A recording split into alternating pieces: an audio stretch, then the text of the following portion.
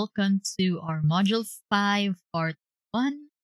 And for today's topic, we are going to discuss our DSM-5 disorders Part 2.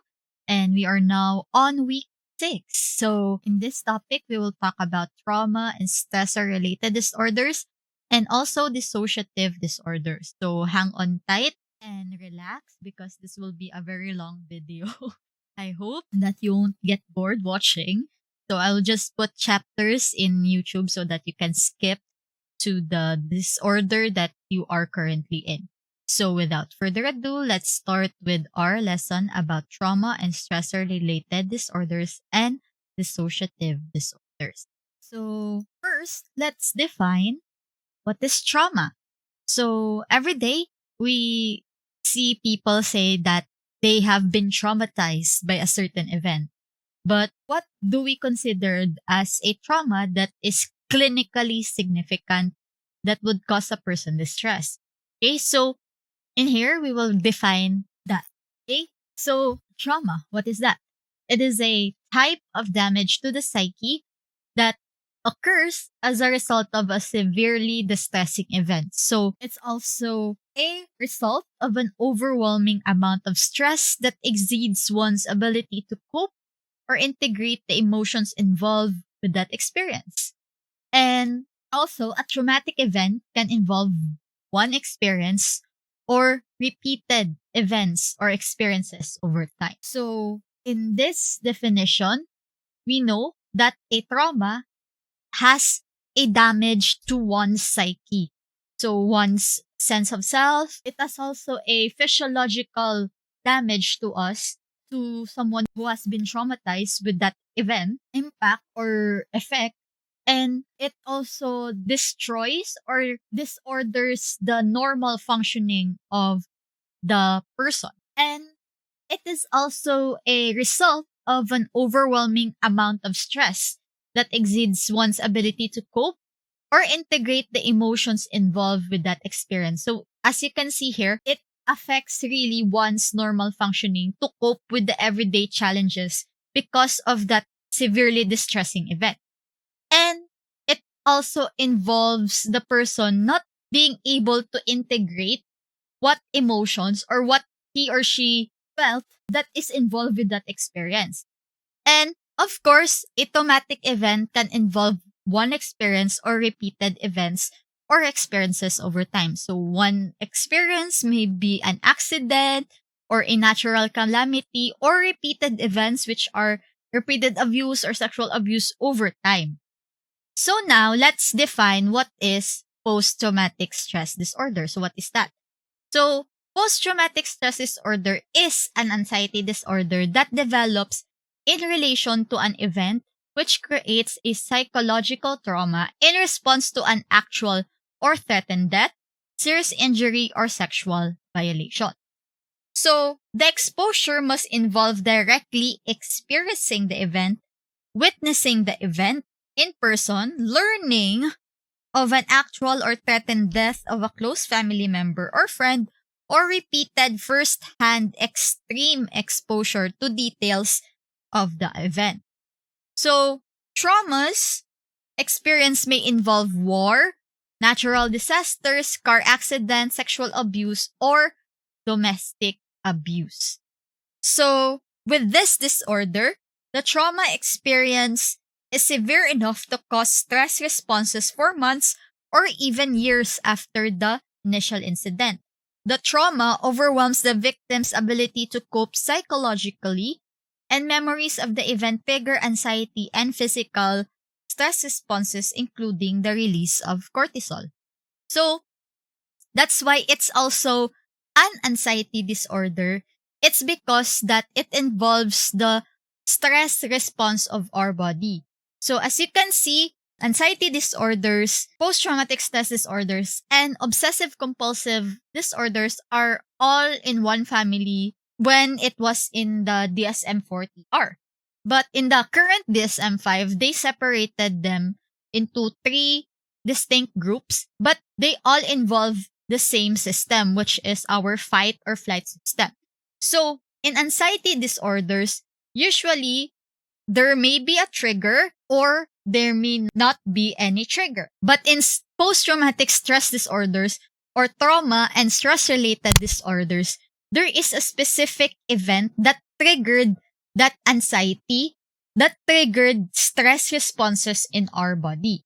Meanwhile, in OCD or obsessive-compulsive disorder, it's also an anxiety disorder because it also involves the fight or flight responses because of the obsessions, the intrusive thoughts that the person thinks, and also compulsions which would alleviate the stress or the anxiety of that individual. That's why they are somehow similar with each other, but they have distinct differences. Okay? So, a formal diagnosis of PTSD is made when symptoms cause clinically significant distress or impairment in social or occupational dysfunction for at least 1 month. The trauma experience is severe enough to cause stress responses for months or even years after the initial incident. The trauma overwhelms the victim's ability to cope psychologically, and memories of the event trigger anxiety and physical stress responses, including the release of cortisol. People with PTSD may experience flashbacks, panic attacks, and anxiety and hypervigilance. So I think I have discussed it, why it's also similar or within the family of anxiety disorders. This is the post-traumatic stress disorder diagnostic criteria.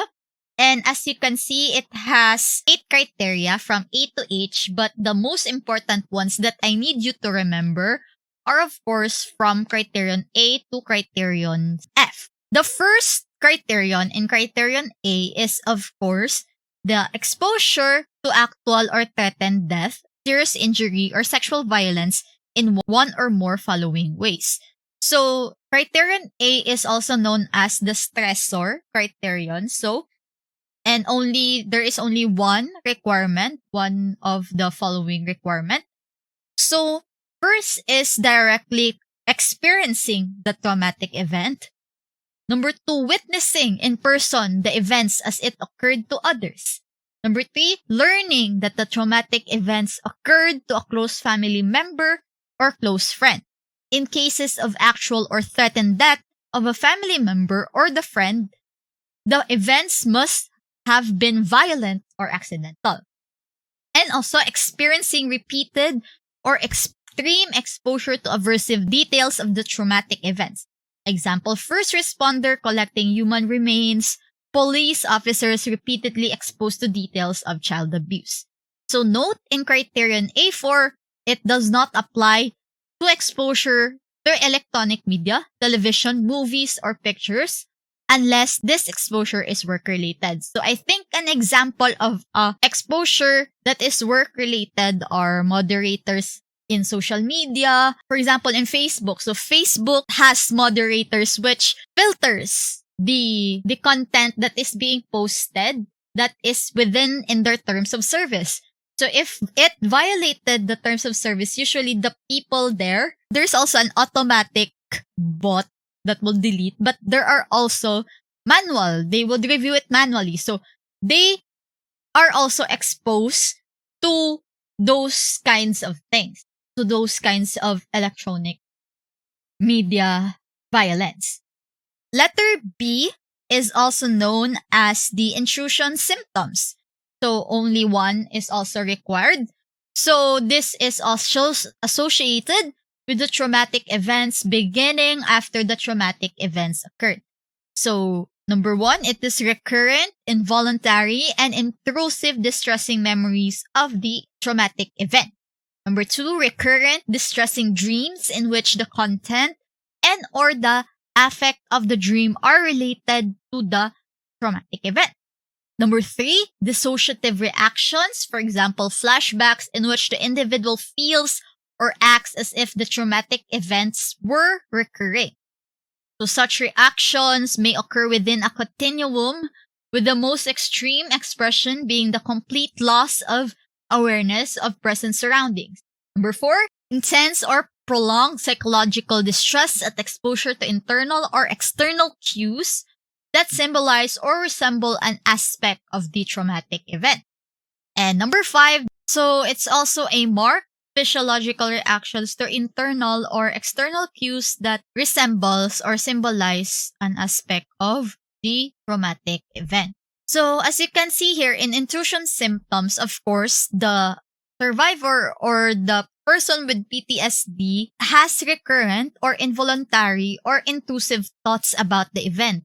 So it can be in the form of memories, distressing memories. So for example, even while the person is concentrating in class and then a sudden flashback memory of him made him remember what happened or what traumatic memory happened to him. Also, it can be in the form of a dream. So that's why the person cannot sleep because of the nightmares or the content of the dream is a traumatic event. So another is, of course, the dissociative reaction. So this is what we call re-experiencing. So in which the person feels or acts as if the traumatic events were recurring. And the person feels like he is still on the traumatic event that happened to him. So for example, is a war veteran who just got home from the war and then suddenly he dissociated from his surroundings and he still feel like he is still in the war. Okay? So there is also a intense or prolonged psychological distress at exposure to internal or external cues that symbolize or resemble an aspect of the traumatic event. If, for example, the person who just got home from war just watched a news about another war in another country, so the person is really intense or have distress to that TV news because of what he experienced in the past. And also, there is a physiological reactions. It could be that the person trembles in fear or suddenly becomes irritable because of that internal or external cue that symbolize or resemble that trauma. So I think that's why people on social media now put TW or trigger warning because they are aware that this post may be triggering for some people. Okay? Letter C is also known as avoidance symptoms. So persistent avoidance of stimuli associated with the traumatic event beginning after the traumatic events occurred as evidenced by one or both of the following. Number 1, avoidance of or efforts to avoid distressing memories, thoughts, or feelings about or closely associated with the traumatic events. Or number 2, avoidance or efforts to avoid external reminders, people, places, conversations, activities, objects, situations that arouse distressing memories, thoughts, or feelings about or closely associated with the traumatic event. So, as you can see here, just like in my previous example, a person who just got home from war, so in order for him to avoid those distressing memories about the war, he may avoid going to the veterans office or going to the military camp or even avoid going to pubs where soldiers meet, okay, in order for him to avoid those distressing memories. Another is also avoidance to avoid external reminders. So people, places, conversation, activities, objects, situations. The person also have efforts to avoid those memories and thoughts or feelings. So the person may refuse to watch a movie about war because it may remind him. So there is a clear avoidant effort that may be observed by other people and also subjective accounts of it. So number D or letter D is the negative alterations in cognition and mood criterion. Negative alterations in cognition and mood associated with the traumatic events beginning or worsening after the traumatic events occurred, as evidenced by two or more of the following. Inability to remember an important aspect of the event, typically due to the dissociative amnesia and not to other factors such as head injury, alcohol, or drugs. Persistent and exaggerated negative beliefs or expectations about oneself, others, or the world. For example, I am bad, no one can be trusted, the world is completely dangerous, the whole nervous system is permanently ruined. Persistent and distorted cognitions about the cause or consequences of the traumatic event that lead the individual to blame himself or herself or others. Also, persistent negative emotional states such as fear, horror, anger, guilt, or shame. There's also markedly diminished interest or participation in significant activity. Feelings of detachment, estrangement from others, persistent inability to experience positive emotions. For example, inability to experience happiness, satisfaction, or loving feelings. So, as you can see in criterion D, trauma not only affects your physiological responses, but it also affects your cognition and mood associated with that event. So, in neuropsychology, there is really a brain image in which there is really a significant impact in brain functioning when you experience traumatic events. So, there is really negative alterations in mood, cognitions and mood. So, the first example here is, of course, dissociative amnesia. So, this is when the person blocks out or hasn't or didn't even remember what happened to him during that traumatic event. All that he or she knows is that he or she experienced the trauma.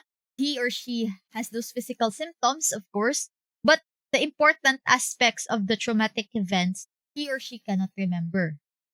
Okay? Another is, of course, negative beliefs about yourself, especially if, for example, you're a survivor of rape. So, most of the time, you have exaggerated or negative beliefs about yourself or about others or about the world. So, you may see that you were bad, you were raped because of what you wear, or something like that. Those negative beliefs and expectation about yourself. Another is, of course, distorted cognitions about the cause or consequences about the traumatic event. So that is also related to my example.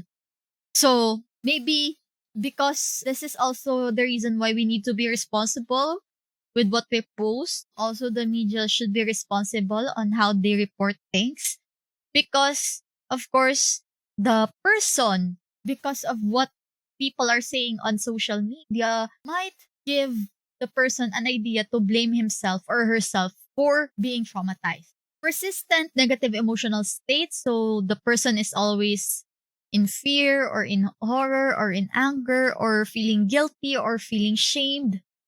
So there's also detachment or estrangement from others. So the person isolates himself from his friends or family members. There's also persistent inability to experience positive emotions. So the person cannot experience happiness or satisfaction or loving feelings because of the traumatic event. And letter E is, of course, marked alterations in arousal and reactivity associated with the traumatic events beginning or worsening after the traumatic events occurred, as evidenced by two or more of the following. So first is irritable behavior and angry outbursts with little or no provocations, typically expressed as verbal or physical aggressions towards people or objects. There is also reckless or self-destructive behavior, hypervigilance, exaggerated startle response, problems with concentration, sleep disturbance, for example, difficulty falling asleep or staying asleep, or restless sleep. So in letter E, there is also alterations in the person's arousal and reactivity. So as you can see here, maybe a person who has PTSD may become irritable because he or she is trying to avoid those intrusive memories and then suddenly got into a fight. For example, a person who is in the military might do that because he or she is trying to avoid those intrusive symptoms and then suddenly someone poked him and then he became angry. So another is reckless or self-destructive behavior. So this is also when suicide risk comes in because a person may do things to harm himself or herself. Like, for example, drinking while driving or destroying, self-harm, or even plan to do suicide. So hypervigilance. So the person is always on the lookout for things. For example, a war veteran who just got home and then he locked himself in his room, and then he's on the lookout for whatever sound or whatever images that would fly, or even the airplanes. He is always vigilant because he might think that he is still in the war. So there's also exaggerated startle response. So for example, when there's a popping sound, or the person might think it was a bomb. So the person who was traumatized due to war will exaggerate his response and will go to lengths finding a hiding place, something like that, or even defend himself because of the sound. There's also problems with concentration. So the person cannot concentrate with the work given or with the decision making that he or she will do. There's also sleep disturbance. So maybe because of the dream, or maybe because of those intrusive memories. So of course, the duration, the most important distinction of PTSD is of course the duration. So the duration of the disturbance from criterion B to E is more than 1 month. So the person must be experiencing the trauma for more than a month. So if it is less than a month, that's another mental disorder that I will discuss later. So of course, letter G is the distress and dysfunction clause. And letter H is the exclusion clause, that it must not be because of a drug or a medication or another medical condition. There's also a specifier with dissociative symptoms. So the individual symptoms meet the criteria for PTSD. In addition, in response to the stressor, the individual experiences persistent or recurrent symptoms of either of the following: depersonalization, persistent or recurrent experiences of feeling detached from and as if one were outside the observer of one's mental processes or body. For example, feeling as though one were in a dream, feeling a sense of unreality of the self or body or of time moving slowly. Derealization, persistent or recurrent experiences of unreality of surroundings and the world around the individual is experienced as unreal, dreamlike, distant, or distorted. Note, to use this subtype, dissociative symptoms must not be attributable to the physiological effects of a substance, for example, blackouts, behavior during alcohol intoxications, or another medical condition, for example, a complex partial seizures. And there is also another specifier with delayed expression. If the full diagnostic criteria are not met until at least 6 months after the event, although the onset and expression of some symptoms may be immediate. So, in the first specifier with dissociative symptoms, so I explained earlier that the person may have recurrent re-experiencing. So, that's when you can put with dissociative symptoms if the person has recurrent derealization or depersonalization. And also, can also specify with delayed expression if the expression of these traumatic symptoms or symptoms of PTSD are not meant until 6 months later after the event. Because for some reason, some people cope during the first to 6 months, maybe because there was a period of peace in time of their life that made them forget about the experience, and then it was re-triggered because of a certain event or something. I don't have a conclusive evidence for it or conclusive research for it, but those are just some of the explanations. But with delayed expression, if the expression of those symptoms were not meant until 6 months later. So we also have here PTSD for children 6 years and younger. Of course, in children, the manifestation of trauma is different. It is usually through play, but it has also almost the same criterion as with the PTSD for diagnosis for adults. So there is also the stressor clause. So in letter A, so there's also the intrusive symptoms. But as you can see here, it can be expressed in play in general. Also, when it comes to the content of the dreams, it might not be ascertained or possible to ascertain that frightening content is related to the traumatic event. So the child just experiences nightmares and dreams, but it's not possible to ascertain what that frightening content is. There's also the child can have dissociative reactions. The child can reenact the trauma-specific events, especially during play. There's also intense or prolonged distress, okay, and marked physiological reminders of the traumatic event. So it's almost similar to the adult version, but the clear differences is the manifestation of those symptoms. So the difference between the adult version and the child version of the diagnosis is that in the adult version, they have separate criterion for avoidance and negative alterations in cognitions and mood. But in the child, they combine it into one. So, and they only said that at least one of those symptoms are required.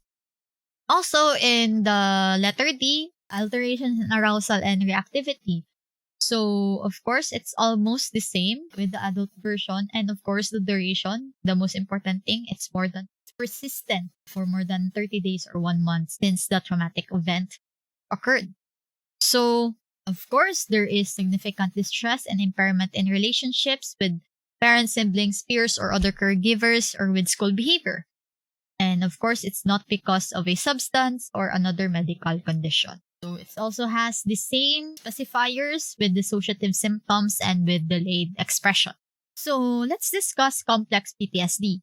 So complex PTSD or CPTSD is a psychological injury that results from exposure to prolonged social and or interpersonal trauma in the context of dependence, captivity, or entrapment, which results in the lack or loss of control, helplessness, and deformations of identity and sense of self. So CPTSD is distinct from but similar to PTSD. However, CPTSD was not accepted by the American Psychiatric Association as a mental disorder in the DSM-5. It was first described in 1992 by Judith Herman in her book Trauma and Recovery. So, what are the 6 clusters of symptoms for diagnosis of CPTSD? First, alterations in the regulation of affect and impulses, alterations in attention or consciousness, alterations in relation with others, alterations in self-perception, somatizations, alterations in systems of meaning. So PTSD descriptions fail to capture some of the core characteristics of CPTSD, such as captivity, psychological fragmentation, the loss of sense of safety, trust, and self-worth, and the tendency to be re-victimized.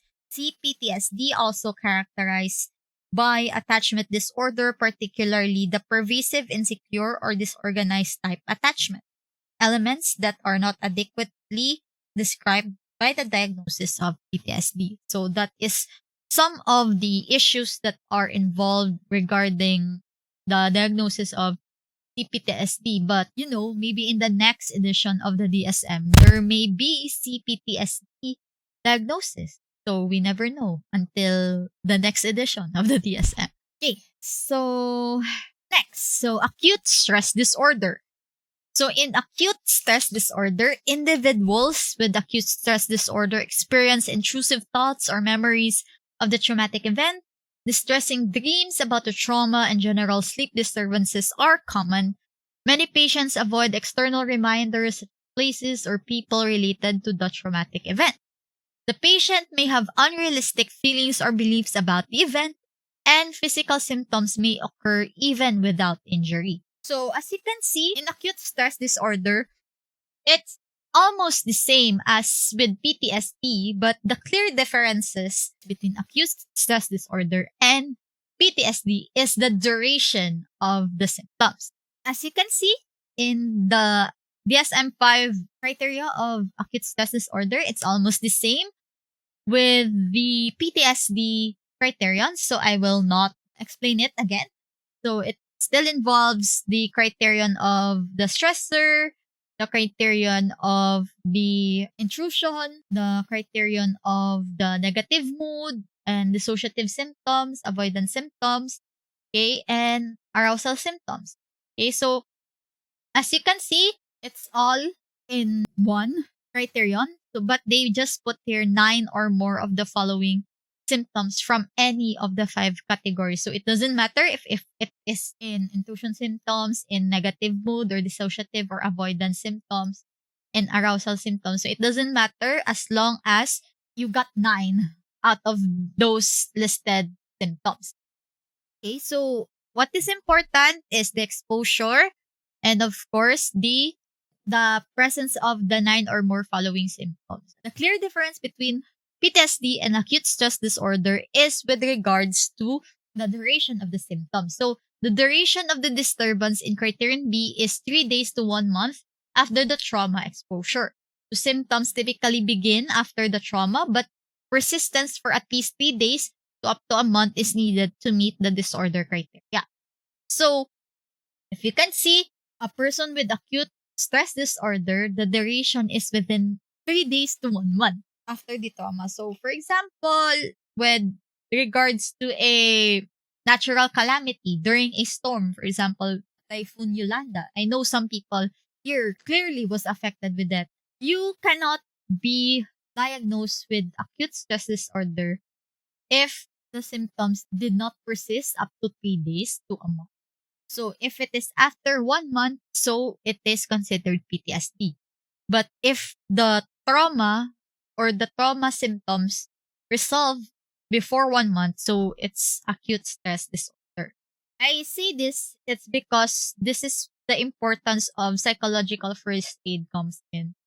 So, especially when it comes to natural calamities, we as future psychometricians or mental health professionals, we need to be equipped with the skill of psychological first aid. So, if ever you have a chance to get to enroll to a free course about psychological first aid, or if you happen to enroll in a seminar about psychological first aid, grab the opportunity because this is the time wherein we as professionals will upgrade our skills. So that's a skill and that can be your edge with applicants if you have that knowledge about psychological first aid and of course crisis intervention, especially with the different unexpected happenings that are in our life today. So of course, letter D and E are the distress and dysfunction clause and the exclusion clause for substance use and another medical condition. And of course, it's not better explained by a brief psychotic disorder because brief psychotic disorder has another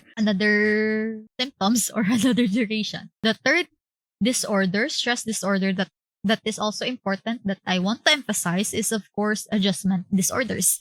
Adjustment disorders is a group of symptoms such as stress, feeling sad or hopeless, and physical symptoms that can occur after you go through a stressful event in life. The diagnosis is based on the identification of major life stressors, your symptoms, and how they impact your ability to function.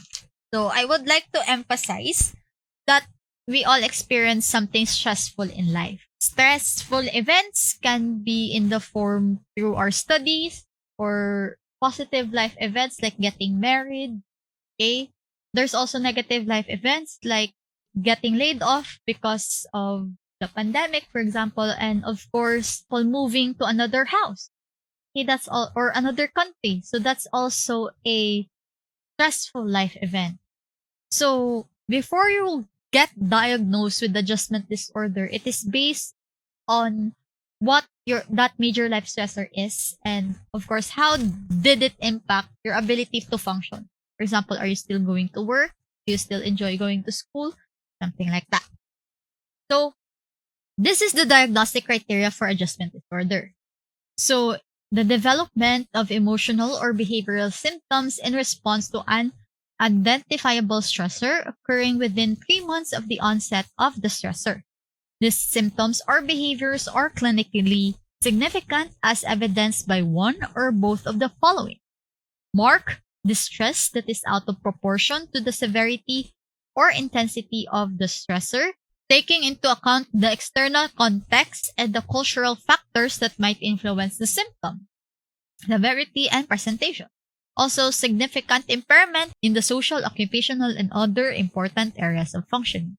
And another important criteria or criterion is the stress-related disturbance does not meet the criteria for another mental disorder, and it's not merely an exacerbation of a pre-existing mental disorder. So letter D, so the symptoms do not represent normal bereavement. And of course, once the stressor or its consequences have been terminated, the symptoms do not persist for more than an additional 6 months. So we have also specifiers with depressed mood, low mood, tearfulness, or feelings of hopelessness are predominant, with anxiety, nervousness, worry, jitteriness, separation anxiety is predominant. Mixed anxiety and depressed mood, the combination of depression and anxiety is predominant. With disturbance of conduct is predominant. With mixed disturbance of emotions and conduct, both emotional symptoms and disturbance of conduct are predominant. And of course, D and specify for maladaptive reactions that are not classifiable as one or more of the specific sub of the adjustment disorder. So if we go back again, it has distress and dysfunction clauses also. And your distress is severely out of proportion or intense, very intense from the stressors. For example, you're getting married and then your distress about getting married is out of proportion. So of course, we get marriage blues or you get nervous, but the distress is remarkably out of proportion from that of the event or the intensity of that stressor. So there's also impairment in social, occupational, or other important areas of functioning. So you cannot concentrate in work, or maybe you get affected with your social life and because of planning a marriage, something like that. And what is important is that it is recurring or occurring within 3 months since the stressor occurred. So also, once the stressor is removed, the symptoms must be terminated. So, for example, once the wedding is over, so okay, there's no more stress symptoms or adjustment disorder symptoms. So, another example could be some of us may have a period of successful adjustment with regards to the online platform, the immediate shifting from face to online. So, some of us may experience that extreme stress or distress about it. But if it's out of proportion and it's occurring within 3 months already, you still haven't adjusted to the online class. And so I think it's time to try to seek help if ever. Maybe there might be another mental disorder, or maybe you just need someone to talk to or to educationally advise or or suggesting, so you can always go to your guidance counselors